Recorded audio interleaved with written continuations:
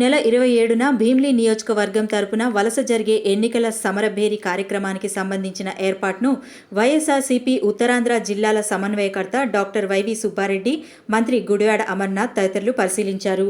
వచ్చే ఎన్నికల్లో వైఎస్ఆర్సీపీ భారీ మెజార్టీతో విజయం సాధించి వైఎస్ జగన్మోహన్ రెడ్డి మళ్లీ ముఖ్యమంత్రి పీఠం అధిరోహించడం తథ్యమని వైవి సుబ్బారెడ్డి ధీమా వ్యక్తం చేశారు.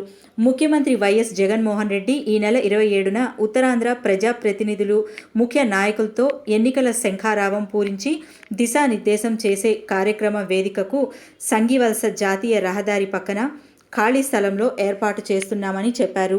ఉత్తరాంధ్రలో నాయకులతో సమావేశం కావడానికి భీమిలిని ఎంచుకున్న ముఖ్యమంత్రికి కృతజ్ఞతలు తెలిపారు. ఈ సమావేశాన్ని విజయవంతం చేయడానికి ప్రతి కార్యకర్త, నాయకుడు కృషి చేయాలన్నారు.